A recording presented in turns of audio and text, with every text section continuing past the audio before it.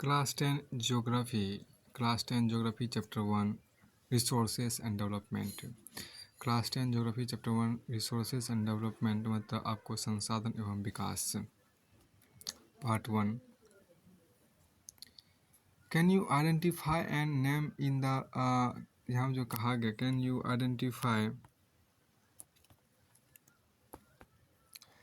you identify and name the various items used in making life comfortable in our villages and towns?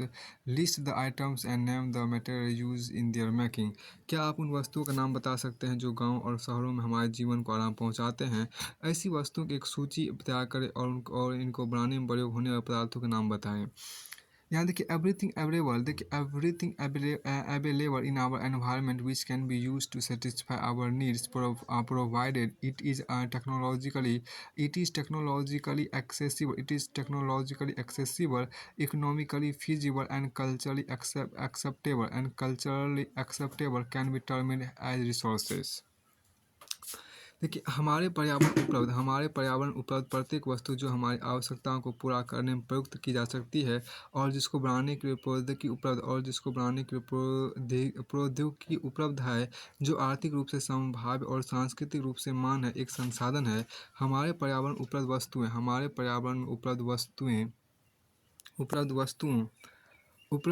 वस्तुओं की रूपांतरण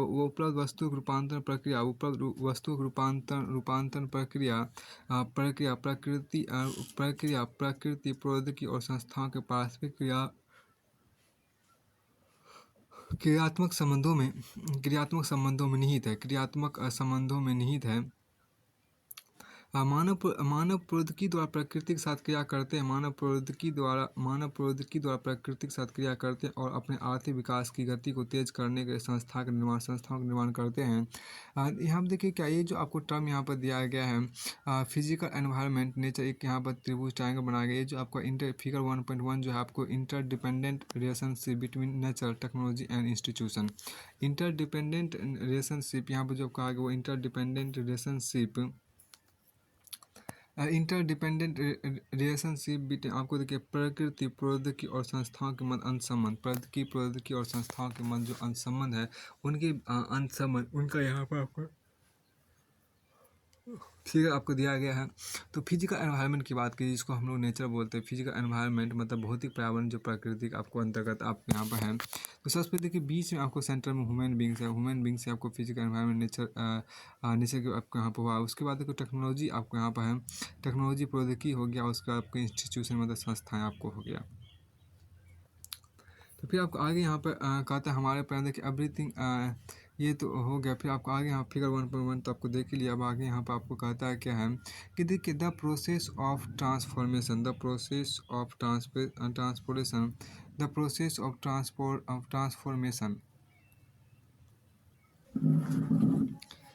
process of transformation of things available in our environment involves an interactive relationship between nature, technology, and institution. Human beings interact with nature through technology and create institutions to accelerate their economic development. Do you think that resources are free gift of nature? Has is assumed by many. They are not. Resources are a function of human activities. Human beings themselves are essential component of resources. They transform material available in our environment. Human transform material available in our environment into resources and use them. These resources can be classified into following ways. On the first is on the basis of origin.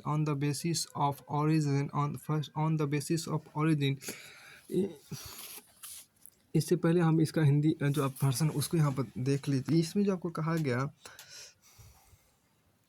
कि देखिए हमारे पर्यावरण उपलब्ध वस्तुओं की रूपांतरण प्रक्रिया प्रकृति प्रौद्योगिकी और संस्थाओं के पारस्परिक क्रियात्मक संबंध निहित है। मानव प्रौद्योगिकी द्वारा प्रकृति के साथ क्रिया करता है। मानव प्रौद्योगिकी द्वारा प्रकृति के साथ क्रिया करते हैं और अपने आर्थिक विकास की गति को तेज करने के लिए संस्थाओं का निर्माण करते हैं। क्या आप भी अन्य बहुत से लोगों की तरह संसाधनों को प्राकृतिक उपहार समझते? ऐसा नहीं है। संसाधन मानवीय क्रियाओं का परिणाम है। संसाधन मानवीय क्रियाओं का परिणाम है। मानव स्वयं संसाधनों का महत्वपूर्ण हिस्सा मानव स्वयं संसाधनों का महत्वपूर्ण हिस्सा है। वे पर्यावरण में पाए जाने वाले पदार्थों को संसाधनों में परिवर्तित करते हैं। वे पर्यावरण में पाए जाने वाले पदार्थों को संसाधनों में परिवर्तित करते तथा उन्हें प्रयोग करते हैं। इन संसाधनों का वर्गीकरण निम्न प्रकार से किया जा सकता है। हाँ, तो यहाँ पे देखिए on the basis of origin उत्पत्ति के आधार पर, मतलब बायोटिक या अबायोटिक हो गया। देखिए उत्पत्ति के आधार पर जैव और अजैव हो गया। उत्पत्ति के आधार पर जैव और अजैव हो गया। On the basis of origin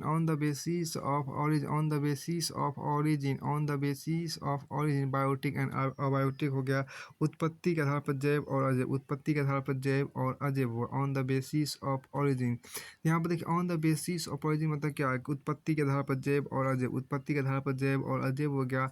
अभी on the basis of exhaustibility on the basis of x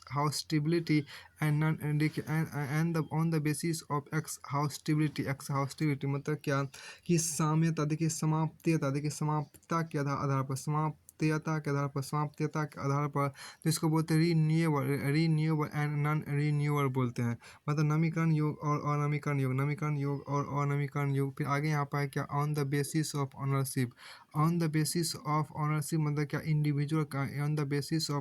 मतलब क्या? स्वामित्व के आधार पर देखते हैं यहाँ पर individual, community, national and international. International की बात यहाँ पर है। फिर आगे क्या कि व्यक्तिगत, सामुदायिक और राष्ट्रीय, और अंतर्राष्ट्रीय। स्वामित्व के आधार पर क्या? इस स्वामित्व के आधार पर हम ये समझते हैं कि व्यक्तिगत, सामुदायिक, राष्ट्रीय और अंतर्राष्ट्रीय हो गया। हाँ, on the basis of status of development potential developed stock and reserves. On the basis of status of development potential, देखिए potential developed stocks and results. देखिए विकास के स्तर के आधार पर अगर देखा जाए तो यहाँ पर संभावी विकसित पोटेंशियल डेवलपेड स्टॉक्स, जिसे बोलते संभावित विकसित भंडार और संचित कोष। यहाँ पर देखिए एक फिगर आपको मेंशन किया गया जो काफ़ी इंपॉर्टेंट भी फिगर आपको लग रही है। तो फिगर आपको यहाँ पर मेंशन इस बात का क्या, रिसोर्सेज का ये फिगर है आपको है। यहाँ एक फिगर दिया गया, इनको समझते हैं। रिसोर्सेज मतलब संसाधन आपको यहाँ पर दिया गया। संसाधन दो प्रकार के होते हैं, नेचुरल संसाधन हो गया और ह्यूमन संसाधन आपको हो गया। मतलब प्राकृतिक संसाधन हो गया और मानवीय संसाधन आपको हो गया। फिर नेचुरल संसाधन दो भागों में बांट दिया गया आपको, renewable natural resources and non renewable natural resources आपको हो गया। और उसके बाद देखिए रीन्यूएबल को भी आपको दो भागों में बांट दिया गया, कंटिन्यूअस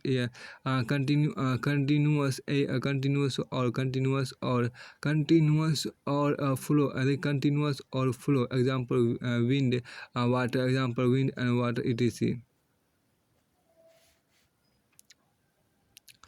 फिर आपको देखिए रीन्यूएबल को कितने दो भागों में आपके यहाँ पर किया गया। रीन्यूएबल कितने दो भागों में आपके यहाँ पर किया गया कि दो भागों में जो यहाँ पर क्या एक है कंटिन्यूअस और flow example wind and water और बायोलॉजिकल। मतलब नवीकरणीय योग जो आपको रीन्यूएबल नवीकरणीय योग को दो भागों में बांटा गया। सतत अथवा प्रवाह जैसे पवन जल आपको हो गया। फिर आपको दूसरा जैव हो गया जिसको बायोलॉजिकल बोलते हैं।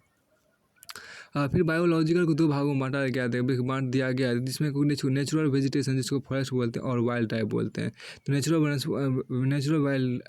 आपको क्या कि बायोलॉजी का मतलब जैव होता है। बायोलॉजी का मतलब क्या, जैव को दो भाग में बांटा गया जिसका मतलब आपको प्राकृतिक वनस्पति और प्राकृतिक वनस्पति मतलब वन आ गया उसके अंतर्गत। फिर वन जीव आ गया आपको। वन जीव के अंतर्गत जितने भी जंगली जानवर है मुख्य रूप से वो सभी आपको आ जाते हैं।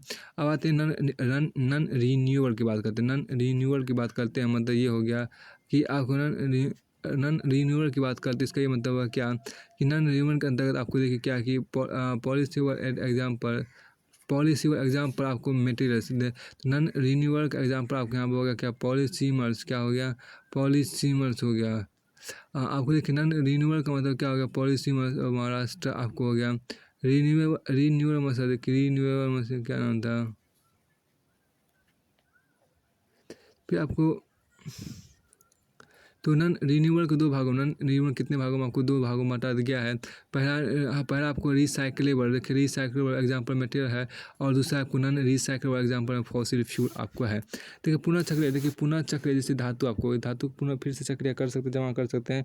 और आपको यहाँ पर कहता है कि अचक्रिया मतलब क्यों नॉन रिसाइकल मतलब क्या होता है, जीवाश्म ईंधन से फॉसिल फ्यूल हो गया था, तो आपको फॉसिल फ्यूल को दोबारा इकट्ठा नहीं किया जा सकता था, फॉसिल फ्यूल का दोबारा प्रदान नहीं कर सकता। अगर जहाज की एक बार ख़त्म हो गए ईंधन तो निश्चित रूप से बहुत भारी जो चीज़ें सामान होती है, जो वस्तुएं होती है, जो गाड़ियाँ होती है, वो नहीं जा पाएगी स्थान दूसरे स्थान पर।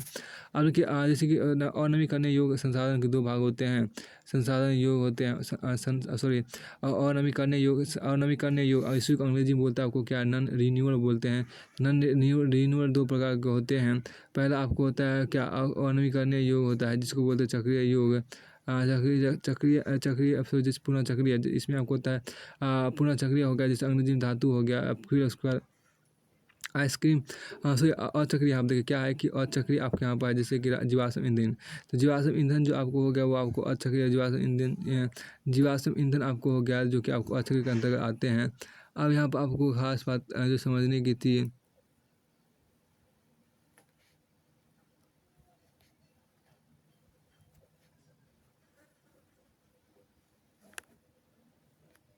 तो फिर आपको यहाँ पर जो देखिए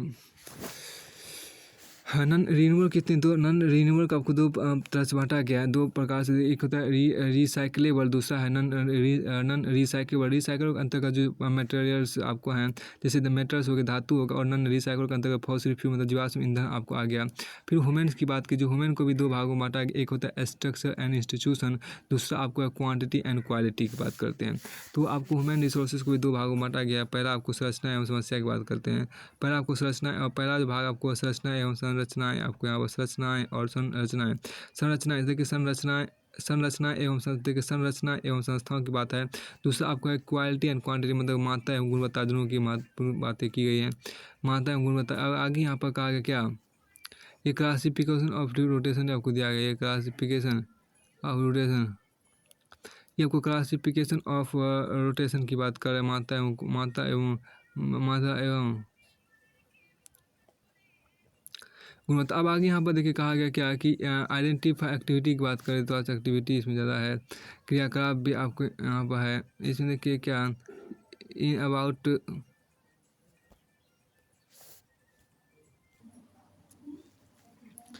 देखिए एक्टिविटी की बात कीजिए कि identify at least to resources from each category. देखिए यहाँ पे जो कहा गया कि प्रत्येक identify at least to resources from each category, प्रत्येक संवर्ग से कम दो संसाधनों की, प्रत्येक संवर्ग से कम दो संसाधनों की पहचान आपको करना है। देखिए यहाँ पर जो कहा गया टाइप्स ऑफ रिसोर्सेज की बात की गई। देखिए टाइप्स ऑफ रिसोर्सेज मतलब on the basis of origin, types of resources on the basis of origin, यानी कि हम कह सकते हैं क्या कि संसाधनों के प्रकार, टाइप्स ऑफ रिसोर्सेज संसाधनों के प्रकार आपके यहाँ देखिए on the basis of origin, on the basis of origin उत्पत्ति के आधार पर, उत्पत्ति के आधार पर। देखिए biotic resources these are obtain from biosphere. तो बायोटिक को बोलते हैं जैव संसाधन, जो बायोटिक रिसोर्स मतलब जैव संसाधन हो गया। देखिए बायोटिक रिसोर्सेज मतलब जैव संसाधन these are obtain from biosphere and have life such has human beings, flora and fauna, fisheries, live stock etc. जैव संसाधन मतलब ये आ गया। देखिए इन संसाधनों की प्राप्ति जीव मंडल से होती है और इनमें जीवन व्याप्त है। इन संसाधनों की प्राप्ति जीव मंडल से होती है और इनमें जीवन व्याप्त है, जैसे मनुष्य, वनस्पति जात, प्राणी जात, मत्स्य जीवन, पशुधन आदि। फिर आगे यहाँ पर कहता है रिसोर्सेज में देखिए क्या दीज आर बायोटिक रिसोर्सेज मतलब these are obtain from biosphere and have life such as human beings, flora and fauna, fisheries, live stock etc. तो जैव संसाधन से बोलते हैं इन संसाधनों की प्राप्ति जीव मंडल से होती है और इनमें जीवन व्याप्त है, जैसे मनुष्य, वनस्पति जात, प्राणी जात, मत्स्य जीवन एवं पशुधन आदि। अबायोटिक रिसोर्सेज की बात कीजिए। अबायोटिक रिसोर्सेज मीन्स कि आप देखिए all those things which are composed of non-living things are called abiotic resources, for example rocks and metals। तो अबायोटिक मतलब क्या बोलते हैं, अजैव संसाधन जिसे बोलते हैं अजैव संसाधन होता है। देखिए वे सारे संसाधन जो निर्जीव वस्तुओं से बने हैं, अजैव संसाधन कहलाते हैं, उदाहरणार्थ चट्टानें और धातुएं। All those things which are composed of non-living things are called abiotic resources, for example rocks and metals। देखिए अजैव संसाधन वे सारे संसाधन जो निर्जीव वस्तुओं से बने हैं और अजैव संसाधन कहलाते हैं, उदाहरण चट्टानें और धातुएं। अब यहाँ पर देखिए कहता है ऑन द बेसिस ऑफ एक्सहाउस्टिबिलिटी, की बात की गई है। ऑन द बेसिस ऑफ एक्सहाउस्टिबिलिटी देखिए यहाँ पर समाप्तता के आधार पर या समाप्त होने के आधार पर, जैसे हम बोल सकते हैं कि समाप्त होने के आधार पर going to end, on the basis of going to end हो गया, समाप्त होने के आधार पर जिसको बोलते हैं। अब इसमें देखिए रीन्यूएबल रिसोर्सेज जिसको बोलते हैं, रीन्यूएबल रिसोर्सेज की बात करते हैं। रीन्यूएबल रिसोर्सेज आपके यहाँ पर हो गया। तो देखिए renewable resources the resources which can be renewed और रिप्रोड्यूस बाय फिजिकल, केमिकल और mechanical processes are known as renewable और replaceable resources, for example solar and wind energy, water, forest and wildlife etc. The renewable resources may further be divided into continuous or flow। अब देखिए कि जिसको हम बोलते हैं renewal बोलते हैं नवीकरण योग्य संसाधन जिसको बोलते हैं वे संसाधन जिन्हें भौतिक, रासायनिक या यांत्रिक प्रक्रियाओं द्वारा नवीकृत या पुनः उत्पन्न किया जा सकता है, उन्हें नवीकरण योग्य अथवा पुनः पूर्ति योग्य संसाधन कहा जाता है। उदाहरणार्थ सौर तापवन ऊर्जा, जल एवं वन जीवन। इन संसाधनों को सतत अथवा प्रभाव संसाधनों में विभाजित किया गया है। देखिए यहाँ पर जो कहा गया नवीकरणीय योग्य संसाधन की बात की गई। देखिए नवीकरणीय योग्य संसाधन वे संसाधन जिन्हें भौतिक, रासायनिक या यांत्रिक प्रक्रियाओं द्वारा नवीकृत या पुनः उत्पन्न किया जा सकता है, उन्हें नवीकरण योग्य अथवा पुनः पूर्ति योग्य संसाधन कहा जाता है। उदाहरणार्थ सौर पवन ऊर्जा, जल एवं वन जीवन। इन संसाधनों को सतत अथवा प्रवाह संसाधनों में विभाजित किया गया है।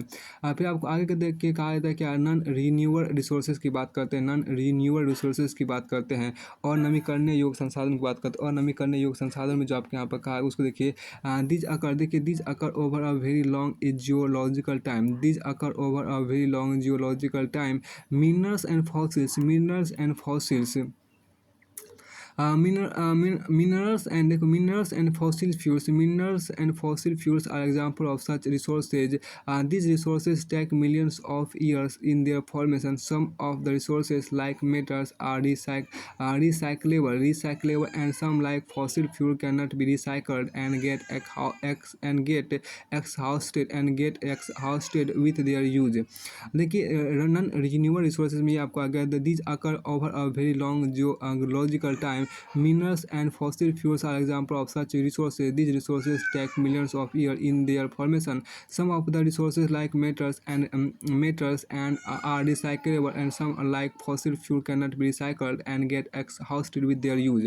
देखिए और नवीकरणीय योग्य संसाधन और नवीकरणीय जिसको हम बोलते हैं नॉन रिन्यूएबल बोलते हैं, वो क्या होता है इन संसाधनों का विकास एक लंबे भूवैज्ञानिक अंतराल में होता है। खनिज और जीवाश्म ईंधन इस प्रकार के संसाधनों का उदाहरण है। इनके बनने में लाखों वर्ष लग जाते हैं। इनमें से कुछ संसाधन जैसे धातुएं पुनः चक्रीय हैं और कुछ संसाधनों जैसे जीवाश्म ईंधन अचक्रीय है। जीवाश्म ईंधन आपको अचक्रीय है, मतलब कि उसको पूरा रिसाइकल नहीं किया जा सकता है, अचक्रीय है। वे एक बार के प्रयोग के साथ ही खत्म हो जाते हैं। लेकिन इन संसाधनों का विकास एक लंबे भूवैज्ञानिक अंतराल में होता है। खनिज और जीवाश्म ईंधन इस प्रकार के संसाधन उदाहरण है। इनके बनने में लाखों वर्ष लग जाते हैं। इनमें से कुछ संसाधन जैसे धातुएं पुनः चक्रीय है और कुछ संसाधन जैसे जीवाश्म ईंधन अचक्रीय एवं एक बार के प्रयोग के साथ ही खत्म हो जाते हैं। फिर आपको आगे यहाँ पर कहता है कि on the basis of ownership की बात कीजिए, on the basis of ownership मतलब स्वामित्व के आधार की बात करते हैं यहाँ पे। देखिए स्वामित्व के on the basis of ownership, देखिए इंडिविजुअल रिसोर्सेज की बात कीजिए, आप इंडिविजुअल रिसोर्सेज की बात कीजिए। देखिए दीज आर ऑल्सो ऑन, देखिए इंडिविजुअल रिसोर्स में क्या, these are also on private tree by individuals. Many farmers on, देखिए many farmers on land which is allotted to them by government against the payment of revenue. In village there are people with land ownership, but there are many who are landless. Urban people, देखिए urban people own plots, houses and other property, plantation, pasture lands, ponds, water in wells, etc. are some of the examples of resources ownership by individuals. Make a list of resources owned by your household. एक बार फिर इसको देखने का, देखिए स्वामित्व का आधार की बात करते हैं। व्यक्तिगत संसाधन आपको होता है, व्यक्तिगत संसाधन क्या होता है, देखिए संसाधन निजी व्यक्तियों के स्वामित्व में भी होते हैं। बहुत से किसानों के पास सरकार द्वारा आवंटित भूमि होती है, जिसके बदले में वे सरकारों को लगान चुकाते हैं। गाँव में बहुत से लोग भूमि के स्वामी भी होते हैं और बहुत से लोग भूमिहीन होते हैं। शहरों में लोग भूखंड, घरों एवं अन्य जायदाद के मालिक होते हैं। बाग, चारागाह, तालाब और कुओं का जल आदि संसाधनों के निजी स्वामित्व के कुछ उदाहरण हैं। अपने परिवार के संसाधनों की सूची तैयार कीजिए। अब यहाँ देखिए कम्युनिटी, यहाँ पर जो कहा गया कम्युनिटी ऑन रिसोर्सेज की बात आपके यहाँ पर की गई है। कम्युनिटी ऑन रिसोर्सेज की बात यहाँ पर की गई है। कम्युनिटी, देखिए यहाँ पर क्या है, कम्युनिटी ऑन रिसोर्सेज की बात की गई। देखिए there are resources which are accessible to all the members of community. There are resources which are accessible to all the members of community. Village commons, grazing grounds, burial grounds, village. यहाँ पे देखिए क्या आपको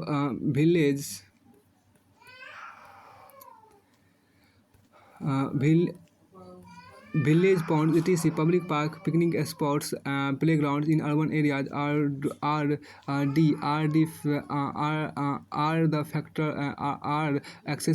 accessible to all the people living there. यहाँ पर जो कहा गया था कि आपको सामुदायिक स्वामित्व वाले संसाधन की बात की गई है। ये संसाधन समुदाय के सभी सदस्यों को उपलब्ध होते हैं। ये संसाधन समुदाय के सभी सदस्यों को उपलब्ध होते हैं। गाँव की सामिलात भूमि, चारण भूमि हो गया, शमशान भूमि हो गया, तालाब इत्यादि, और नगरीय क्षेत्रों के सार्वजनिक पार्क, पिकनिक स्थल और खेल के मैदान वहाँ रहने वाले सभी लोगों के लिए उपलब्ध हैं।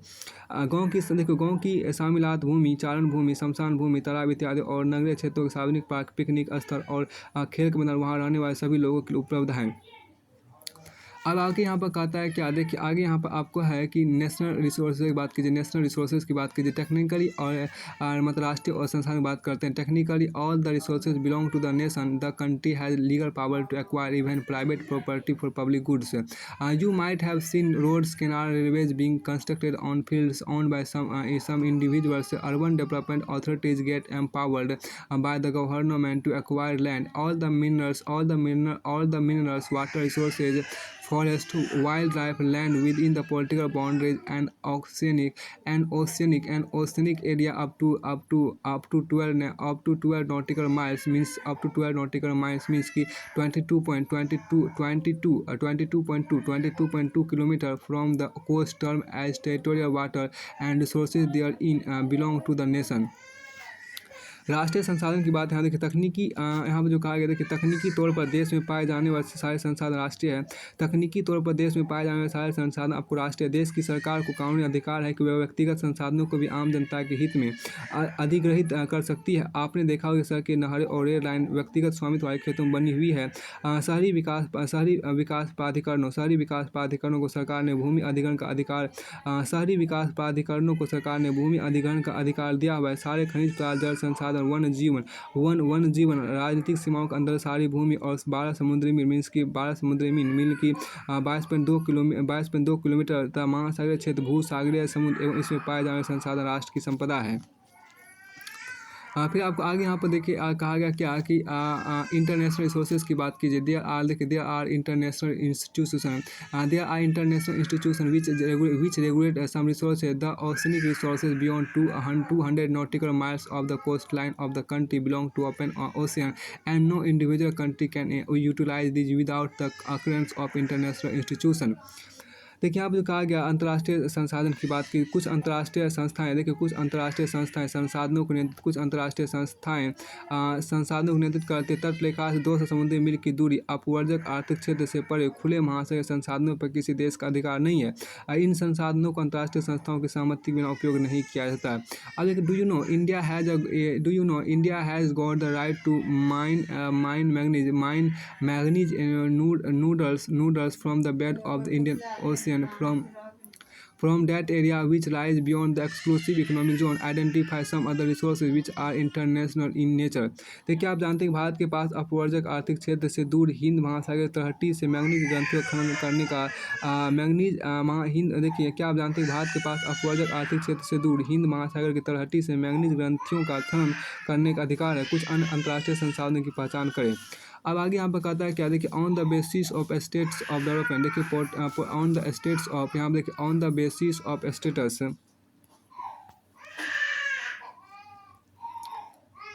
On the basis of the status of development की बात की गई, विकास के स्तर के आधार पर, देखिए विकास के स्तर के आधार पर कहा जाता है। पोटेंशियल रिसोर्सेज की बात की, देखिए resources which are found in a region but have not been utilize. For example the western parts of India particularly Rajasthan and Gujarat have enormous potential for the development of wind and solar energy but so far these have not been developed properly. देखिए विकास के स्तर के आधार पर हम कह सकते हैं संभावित संसाधन, मतलब क्या इसको बोलते हैं पोटेंशियल रिसोर्सेज की बात करते हैं, संभावित संसाधन की बात करते हैं।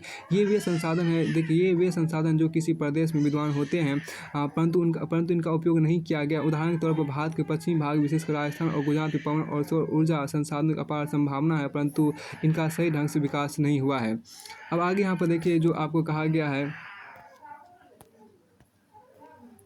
अब विकसित संसाधन की बात कीजिए कि विकसित डेवलप्ड रिसोर्सेज की बात कीजिए। Resources which are surveyed and their equality and quantity have been determined for utilization. The development of resources depends on technology and level of their feasibility. विकसित संसाधन की बात की हम देखिए, विकसित संसाधन वे संसाधन जिनका सर्वेक्षण किया जा चुका है और उनके उपयोग की गुणवत्ता और मात्रा निर्धारित की जा चुकी है। विकसित संसाधन कहलाते हैं। संसाधनों का विकास प्रौद्योगिकी, संसाधनों का विकास आपको प्रौद्योगिकी और उनकी संभाव्यता, संसाधनों का विकास प्रौद्योगिकी और उनकी संभाव्यता के स्तर पर निर्भर करता है। वे संसाधन जिनका सर्वेक्षण, देखिए वे संसाधन जिनका सर्वेक्षण किया जा चुका है और उनके उपयोग की गुणवत्ता और मात्रा निर्धारित की जा चुकी है। विकसित संसाधन कहलाते हैं। संसाधनों का विकास प्रौद्योगिकी और उनकी संभाव्यता का स्तर पर निर्भर करता है। अब यहाँ पर एक चीज़ यहाँ देखिए स्टॉक की बात कीजिए, की बात कीजिए। मटेरियल्स इन द एनवायरनमेंट, देखो materials in the environment which have the potential to satisfy human needs but human beings don't have the appropriate technology to access these are. देखिए यहाँ पर स्टॉक की बात करें, देखिए materials in the environment which have the potential to satisfy human needs but human beings don't have the appropriate technology to access these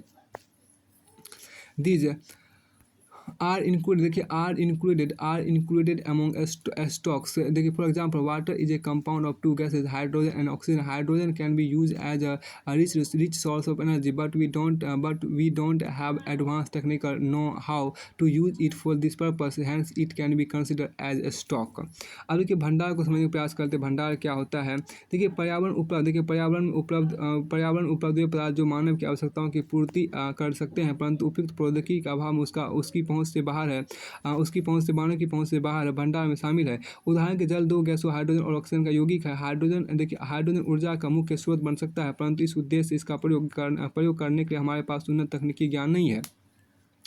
reserves की बात कीजिए, रिजर्व्स में आपको संचित कोष की बात कीजिए। संचित कोष क्या होते हैं इसकी बात थोड़ा सी कर लीजिए। अब यहाँ पर देखिए क्या है कि reserves are the subset of the stock which can be put into use with the help of existing technical know how but their use has not been started. This can be use for meeting future requirement. River water can be use for generating hydroelectric power but present it is being utilized only to a limited extent, thus the water water in the dams forests is a reserve which can be use in the future. यहाँ देखिए संचित कोष मतलब क्या होता है कि यह संसाधन भंडार का ही हिस्सा है जिन्हें उपलब्ध तकनीकी ज्ञान की सहायता से प्रयोग में लाया जा सकता है, परंतु इनका उपयोग अभी आरंभ नहीं हुआ है। इनका उपयोग भविष्य में आवश्यक पूर्ति के लिए किया जा सकता है। नदियों के जल को विद्युत पैदा करने में प्रयुक्त किया जा सकता है, परंतु वर्तमान समय में इसका उपयोग सीमित पैमाने पर ही हो रहा है। इस प्रकार बांधों, जल, वन आदि संचित कोष है जिनका उपयोग भविष्य में किया जा सकता है। एक्टिविटी की बात यहाँ पर फिर की गई। देखिए prepare a list of stock and reserve resources then. देखिए यहाँ पर क्रियाकलाप जो यहाँ पर कहा गया कि आपको जो क्रियाकलाप जो आपके यहाँ पर कहा उसकी थोड़ा देखते हैं यहाँ पे कि देखिए prepare a list of stocks and reserves prepare a list of stocks and reserves resources that you are familiar with your own local area. देखिए अपने आसपास के क्षेत्र में पाए जाने वाले भंडार और संचित कोष संसाधनों की एक सूची तैयार कीजिए। अब यहाँ पर कहते हैं डेवलपमेंट ऑफ रिसोर्सेज की बात की गई है। Resources are vital for the human survival as well as for maintaining the quality of life. Resources are vital for human survival as well as for maintaining the quality of life. It was believed that resources are free gift of nature. As a result, human beings use them. Human beings use them indiscriminately. As a result, human beings use them indiscriminately, and this has led to the following major problems. देखिए संसाधन विकास की बात करें, संसाधन जिस प्रकार मनुष्य के जीवन यापन के लिए अति आवश्यक उसी प्रकार जीवन गुणवत्ता बनाए रखने के लिए भी महत्वपूर्ण है। ऐसा विश्वास किया जाता था कि संसाधन प्रकृति की देन है। परिणामस्वरूप मानव ने इसका अंधाधुंध उपयोग किया, जिससे निम्नलिखित मुख्य समस्या पैदा हो गई है। देखिए पहला देखिए depletion of resources for satisfying the greed of a few individuals. कुछ व्यक्तियों के लालच व संसाधनों का ह्रास हुआ है। फिर कर accumulation of resources in few hands which in turn divide the society into two segment, first have and have nots और रिच एंड पुअर्स। संसाधन समाज के कुछ ही लोगों के हाथ में आ गए, जिससे समाज दो हिस्सों संसाधन संपन्न और संसाधनहीन अर्थात अमीर और गरीब में बंट गया। तो फिर आपको यहाँ पर एक एक्टिविटी और कि आपको यहाँ पर ध्यान दिया गया है। एक्टिविटी में देखिए क्या खास बात आपको कहा गया।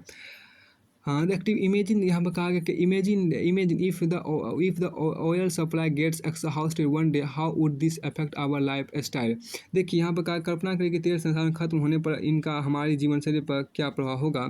फिर कहते हैं plan a survey in your colony village to investigate people's attitude towards recycling of domestic agriculture waste, ask question about what do they think about resources they use, what is their opinion about the waste and its utilization, collate your results. देखिए यहाँ पे जो कहा है उसी थोड़ा से गौर कीजिए। घरेलू और कृषि यहाँ पर जो आपको कहा गया कि इसको थोड़ा सा दोनों में देखिए। घरेलू और कृषि संबंधित अपशिष्ट को पुनर्चक्रण करने के बारे में लोगों के विचार जानने के लिए अपने मोहल्ले अथवा गांव में एक सर्वेक्षण करें। लोगों से प्रश्न पूछे कि उनके द्वारा उनके उपयोग में लाए जाने वाले संसाधनों के बारे में क्या सोचते हैं। अपशिष्ट दूसरा देखिए यहाँ पर क्वेश्चन बी नंबर, अपशिष्ट और उसके उपयोग के बारे में उनका क्या विचार है। सी नंबर देखिए यहाँ पर कॉलेज और अपने परिणामों का समुचित चित्र कॉलेज में समुचित चित्र तैयार करें। फिर आपको आगे यहाँ पे कहा गया, तो आगे यहाँ पर आपको कहा गया देखिए indiscriminate exploitation of resources has lead to global ecological crisis such as global warming, ozone layer depletion, environmental pollution and land degradation. देखिए यहाँ पर जो कहा गया मानव जीवन गुणवत्ता। अब यहाँ देखिए क्या कि संसाधनों के अंधाधुंध शोषण से वैश्विक पारिस्थितिकी संकट पैदा हो गया, जैसे भूमंडलीय तापन, ओजोन परत अवक्षय, पर्यावरण प्रदूषण और भूमि निम्नीकरण आदि। फिर आपको आगे यहाँ पर कहता है an equitable distribution of resources has become essential for a sustained quality of life and global piece.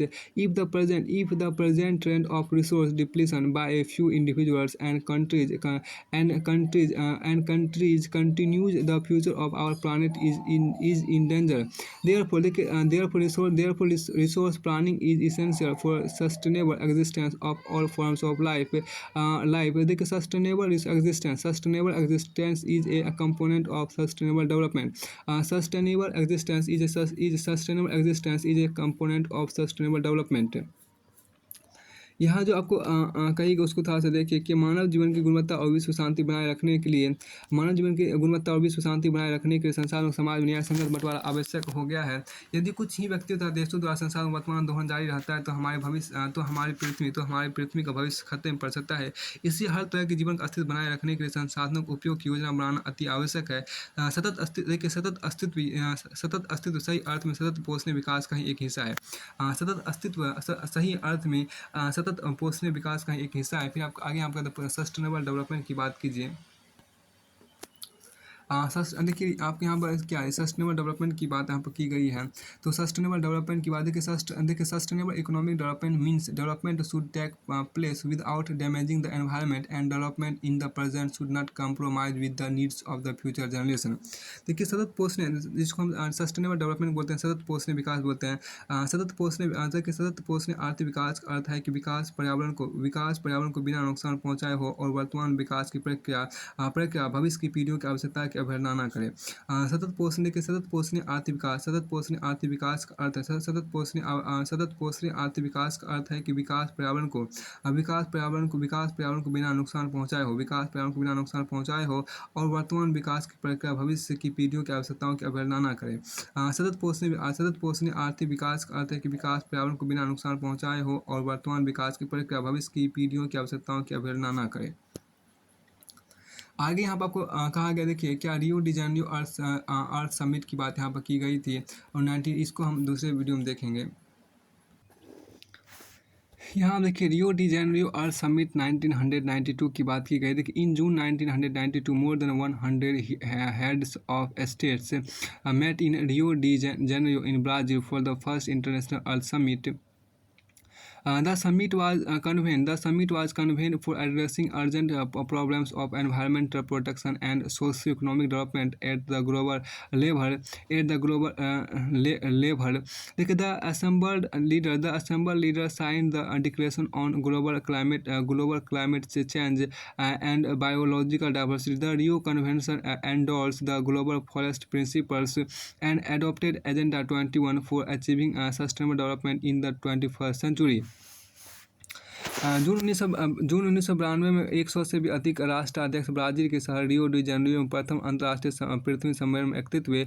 सम्मेलन का आयोजन विश्व स्तर पर उभरते पर्यावरण संरक्षण और सामाजिक आर्थिक विकास की समस्याओं का हल ढूंढने के लिए किया गया था। इस सम्मेलन में एकत्रित नेताओं ने भूमंडलीय जलवायु परिवर्तन और जैविक विविधता पर एक घोषणा पत्र पर हस्ताक्षर किया। रियो सम्मेलन में भूमंडलीय वन सिद्धांत और फॉरेस्ट प्रिंसिपल पर सहमति जताई गई और 21वीं शताब्दी में सतत पोषणीय विकास के लिए एजेंडा 21 को स्वीकृति प्रदान की। यहाँ पर देखिए एजेंडा 21 को स्वीकृति प्रदान की। आगे देखिए एजेंडा 21 क्या है। देखिए it is declaration signed by world leaders in 1992 at the United nation conference on Environment and Development (UNCED), which took place at Rio de Janeiro, Brazil. It aims at achieving global sustainable development. It is an agenda to combat environmental damage, poverty, disease through global cooperation on common interests, mutual needs, and shared responsibilities. On one major objective of the Agenda 21 is that every local government should draw its own local agenda 21। तो फिर आपको आगे यहाँ पे कहा गया, देखिए agenda 21 क्या है। देखिए यह एक घोषणा है जिसे 1992 में ब्राज़ील के शहर रियो डी जेनेरियो में संयुक्त राष्ट्र पर्यावरण और विकास सम्मेलन UNCED के तत्वाधान में राष्ट्रीय अध्यक्षों द्वारा स्वीकृत किया गया था। इसका उद्देश्य आपको भूमंडल से सतत पोषणीय विकास हासिल करना है। यह एक कार्यसूची है। देखिए यह एक कार्यसूची है जिसका उद्देश्य समान हित, पारस्परिक आवश्यकता एवं सम्मिलित जिम्मेदारियों के अनुसार विश्व सहयोग के द्वारा पर्यावरणीय क्षति, गरीबी और रोगों से निपटना है। एजेंडा 21 का मुख्य उद्देश्य यह है कि प्रत्येक स्थानीय निकाय अपना स्थानीय एजेंडा 21 तैयार करे। अब आगे यहाँ पर आपको कहा गया, देखिए संसाधन नियोजन की बात आपको की गई है, रिसोर्सेज प्लानिंग की बात आपको यहाँ पर की गई है।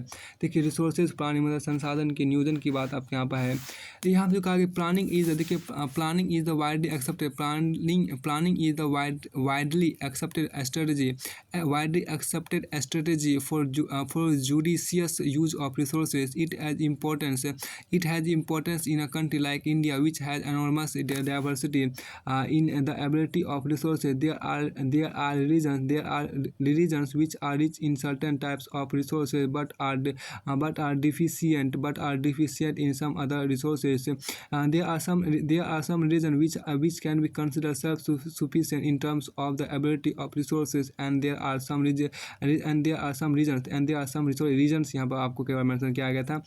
यहाँ देखिए प्लानिंग इन, एक बार फिर से इसको देखिए, देखिए planning is the widely accepted strategy for judicious use of resources. It has importance in a country like India, which has enormous diversity in the availability of resources. There are regions which are rich in certain types of resources, but are deficient in some other resources.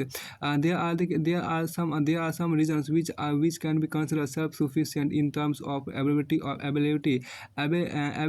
of resources, and there are some regions which have acute shortage of some vital resources. The states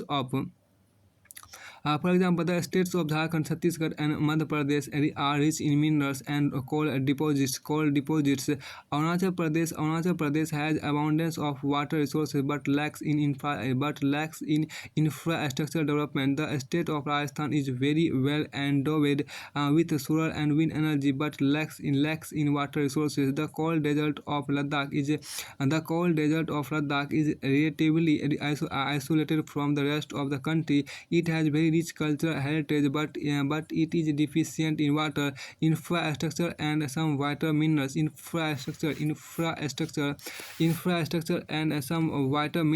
This call for balanced resources planning at the national, state, regional, and local levels. देखिए संसाधनों के यहाँ पर जो कहा गया, संसाधनों के विवेकपूर्ण उपयोग के लिए नियोजन एक सर्वमान्य रणनीति है। इससे भारत जैसे देश में जहाँ संसाधन उपलब्धता में बहुत अधिक विविधता है, और यह और भी महत्वपूर्ण है। यहाँ ऐसे भी देखिए यहाँ ऐसे प्रदेश भी हैं जहाँ एक तरह के संसाधनों की प्रचुरता है, परंतु दूसरे तरह के संसाधनों की कमी है। कुछ ऐसे प्रदेश अर्थात राज्य भी हैं जो संसाधन उपलब्धता के संदर्भ में आत्मनिर्भर हैं, और कुछ ऐसे भी प्रदेश हैं जहाँ महत्वपूर्ण संसाधन की अत्यधिक कमी है। उदाहरणार्थ झारखंड, मध्य प्रदेश और छत्तीसगढ़ आदि प्रांतों में खनिज और कोयले के प्रमुख प्रचुर भंडार। अरुणाचल प्रदेश आपको जल संसाधन प्रचुर मात्रा में पाए जाते हैं, परंतु मूल विकास की कमी है। राजस्थान में पवन और सौर ऊर्जा संसाधनों की बहुतायत है, लेकिन जल संसाधनों की कमी है। लद्दाख का शीत मरुस्थल देश के अन्य भागों से अलग थलग पड़ता है। यह प्रदेश सांस्कृतिक विरासत का धनी है, परंतु यहाँ जल आधारभूत अवसंरचना तथा कुछ महत्वपूर्ण खनिजों की कमी है।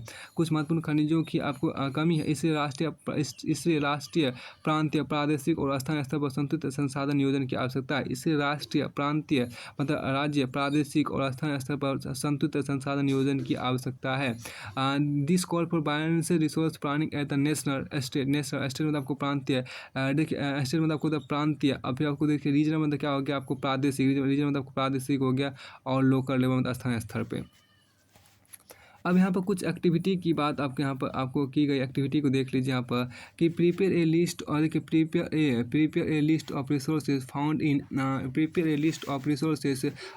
इन your state, and also identify the resources that are important but deficit in your state. देखिए यहाँ पर जो कहा गया एक्टिविटी के अंतर्गत कि अपने राज्य में पाए जाने वाले, देखिए अपने राज्य में पाए जाने वाले संसाधनों की सूची तैयार करें, और जिन महत्वपूर्ण संसाधनों की आपके राज्य में कमी है उनकी पहचान करें। आगे यहाँ पर कहता है कि देखिए रिसोर्स प्लानिंग इंडिया, देखिए रिसोर्स प्लानिंग इंडिया की बात की गई है। रिसोर्स प्लानिंग इंडिया भारत में संसाधन नियोजन, यहाँ पर कहा गया भारत में संसाधन नियोजन की बात यहाँ आपको है। देखिए resource planning is a complex process which involves first identification and inventory of resource across the regions of the country identification, यहाँ पे identification and inventory of resource across the regions of the country. This involves surveying, mapping, and qualitative and quantitative estimation and measurement of the resources. Second, evolving a planning structure endowed with appropriate technology, skill, and institutional setup for implementing resource development plans. Third, देखिए matching the resource development plans with the overall national development plans. India has made यहाँ पे देखिए क्या है कि भारत में संसाधन नियोजन की बात कीजिए, यहाँ पर भारत में संसाधन नियोजन की बात कीजिए. भारत देखिए संसाधन नियोजन एक जटिल प्रक्रिया है जिसमें निम्नलिखित सोपान है. देश के विभिन्न प्रदेशों में संसाधनों की पहचान कर उनकी तालिका बनाना. इस कार्य में क्षेत्रीय सर्वेक्षण, मानचित्र बनाना और संसाधनों गुणात्मक एवं मात्रात्मक अनुमान लगाना एवं मापन करना है. दूसरा पहलू यहाँ पर देखिए नंबर में जो कहा गया, मतलब सेकंड नंबर जो कहा गया है, संसाधन विकास योजना. देखिए संसाधन विकास योजना लागू करने के उपयुक्त प्रौद्योगिकी, कौशल और संस्थागत नियोजन ढांचा तैयार करना. संसाधन विकास योजना और राष्ट्रीय विकास योजना में समन्वय स्थापित करना.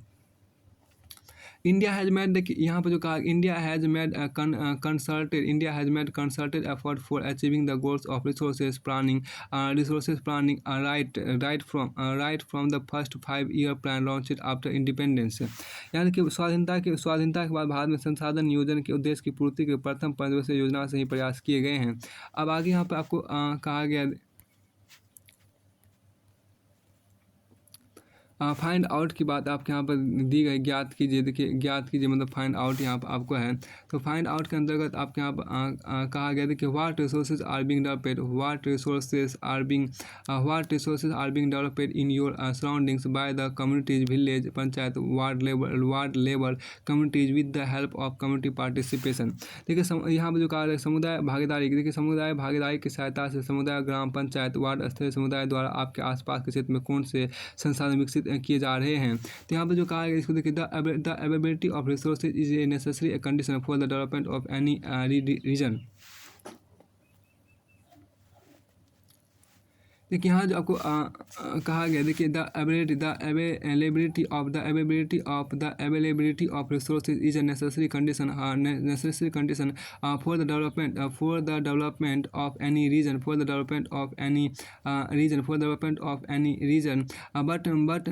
but merely availability of resources in the absence of corresponding changes in technology and institution may hinder development. There are many regions in our country that are rich in resources, but these are included in economically backward regions.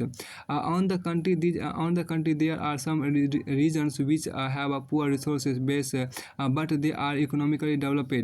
यहाँ आप देखिए क्या कि किसी क्षेत्र के विकास के संसाधन उपलब्धता पर एक किसी क्षेत्र के विकास के लिए संसाधन उपलब्धता एक आवश्यक शर्त है, परंतु प्रौद्योगिकी और संस्थाओं में तदनुरूपी परिवर्तनों के अभाव में मात्र संसाधनों की उपलब्धता से ही विकास संभव नहीं है.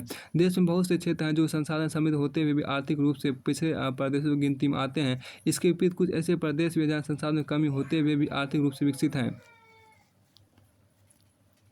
फिर यहाँ पर कहा गया, देखिए can you name some resources rich but economically backward regions and some resources poor but economically developed regions, give reason for such a situation. यहाँ पर जो आपको कही गई है, देखिए क्या आप संसाधन संपन्न परंतु आर्थिक रूप से पिछड़े और संसाधन विहीन परंतु आर्थिक रूप से विकसित प्रदेशों के नाम बता सकते हैं. ऐसी परिस्थिति होने के कारण बताइए. आगे यहाँ पर कहा गया, the history of colonization reveals that rich resources in colonies were the main attraction for the foreign invaders.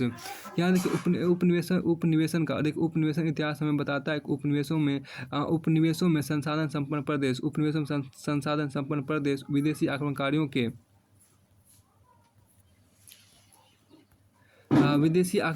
के लिए मुख्य आकर्षण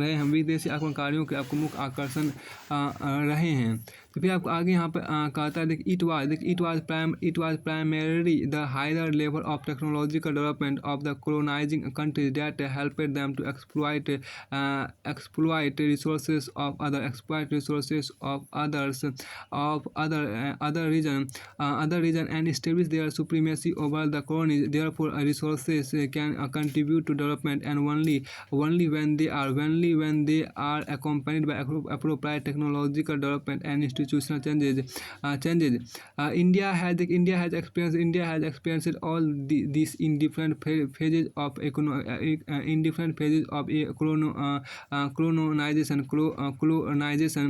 colonization. Therefore, in India, the development in general and resource development in particular does not only involve the availability of resources but also the technology, quality of human resources, and the historical experiences of the people.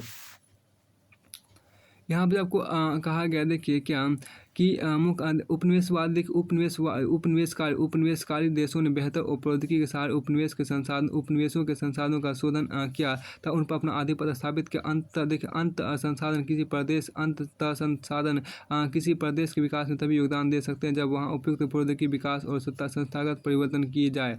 उपनिवेशों की देखिए यहाँ बहुत अच्छी बात कहा गई। जब देखिए अतः संसाधन किसी प्रदेश के विकास में तभी योगदान दे सकते हैं जब वहाँ उपयुक्त प्रौद्योगिकी विकास और संस्थागत परिवर्तन किए जाए।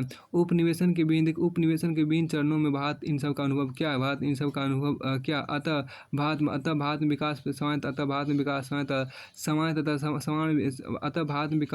तथा संसाधन विकास लोगों के मुख्यतः संसाधनों की उपलब्धता पर ही आधारित नहीं था, बल्कि इसमें प्रौद्योगिकी, मानव संसाधन, गुणवत्ता और ऐतिहासिक अनुभव का भी योगदान रहा है। फिर आपको आगे यहाँ देखिए कंजर्वेशन ऑफ रिसोर्सेज की बात आपको यहाँ पर की गई है। कंजर्वेशन ऑफ रिसोर्सेज मतलब क्या? संसाधनों का जो संरक्षण है उनको यहाँ पर आपको शो कीजिए। संसाधनों का जो संरक्षण आपको यहाँ पर उसको देखिए। Resources are vital for any development activity but irrational consumption and over utilization of resources may lead to socio economic and environmental problems. To overcome these problems resources conservation at various levels is important. This had been the main concern of the leaders. This had been the main concern of the leaders and thinkers in the past. For example, Gandhi ji was very apt. देखिए यहाँ पर क्या Gandhi ji was very apt in voicing his concern about resources conservation in these words. There is enough for everybody, and there is enough for everybody's need and not for anybody's greed. He placed the greedy and selfish individuals and exploitatives in nature, and exploitative nature of modern technology has the root cause for resource depletion at the global level. He was against mass production and wanted to replace it with the production by the masses. अब आगे यहाँ पे कहता है क्या? संसाधन संरक्षण की बात देखिए। संसाधन किसी भी तरह के विकास महत्वपूर्ण भूमिका निभाते हैं, परंतु संसाधनों का विवेकपूर्ण उपयोग और अति उपयोग के कारण कई सामाजिक, आर्थिक और पर्यावरणीय समस्याएं पैदा हो सकती है। इन समस्याओं के बचाव के लिए विभिन्न स्तरों पर संसाधनों का संरक्षण आवश्यक है। भूतकाल से ही संसाधनों का संरक्षण बहुत से नेताओं और चिंतकों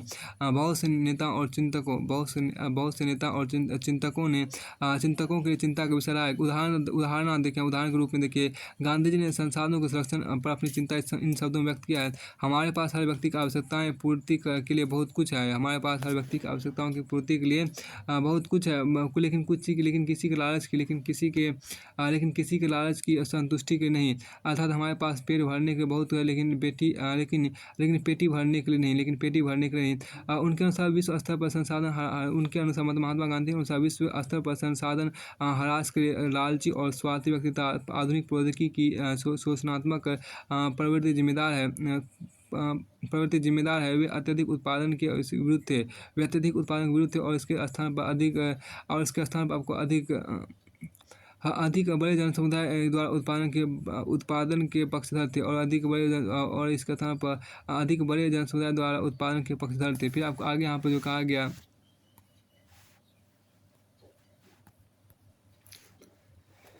देखिए यहाँ पर जो कहा है, देखिए at the international level the club of Rome advocated resource conservation for the first time in a more systematic way in 1968. Subsequently, in 1974, Gandhian philosophy was once again presented by the situ and by the देखिए यहाँ देखिए यहाँ जो कहा गया कि आपको by the Schumacher in the his book of small is beautiful. देखिए संसाधन संरक्षण वकालत की और तत्पश्चात सुमशेर यहाँ पर आपका देखिए Schumacher in his book small is beautiful. The seminal देखिए the seminal contribution with respect to resource conservation at the global level was made by the Brundtland communities report in 1987.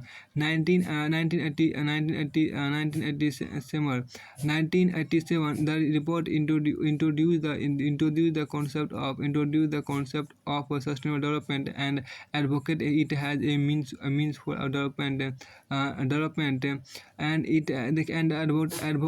advocated it as a means for resources conservation, which was subsequently published in a book entitled Our Common Future. Another significant contribution,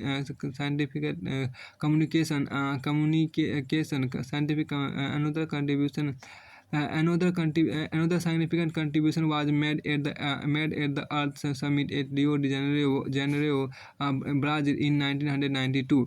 यहाँ देखिए अंतर्राष्ट्रीय स्तर पर व्यवस्थित तरीके से संसाधन संरक्षण की वकालत 1968 में क्लब ऑफ रोम ने की थी। तत्पश्चात 1947 में सुमशेर ने अपनी पुस्तक स्मॉल इज ब्यूटीफुल में की इस वक्त विजय की थी। अब आगे देखिए क्या कि सुमशेर अपनी सहायक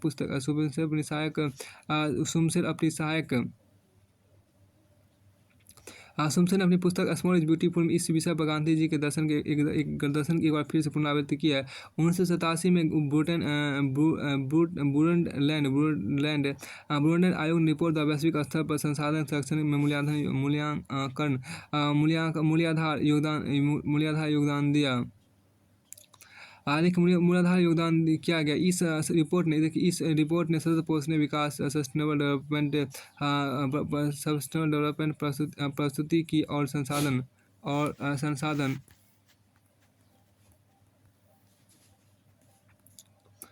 संसाधन की वकालत की। यह रिपोर्ट बाद में हमारा साझा भविष्य मतलब क्या भविष्य आउटर कॉमन फैक्ट फ्यूचर शीर्षक से पुस्तक के रूप में प्रतिक्रिया हुई है। फिर आपको आगे देखिए इस शीर्षक से आवर कॉमन फ्यूचर शीर्षक से पुस्तक के रूप में प्रकाशित हुई है। इस संदर्भ एक और महत्वपूर्ण योगदान रियो डी जेनेरो ब्राजील में 1992 में आयोजित पृथ्वी सम्मेलन द्वारा किया गया था। यहीं तक आपको लगेगा कि इसके बाद आपके यहाँ आगे क्या लैंड रिसोर्स मतलब भूमि संसाधन जो आपको है वो हम अगले चीज़ों में देखेंगे, वीडियो में देखेंगे। भूमि लैंड रिसोर्सेज हम अगले वीडियो में देखेंगे।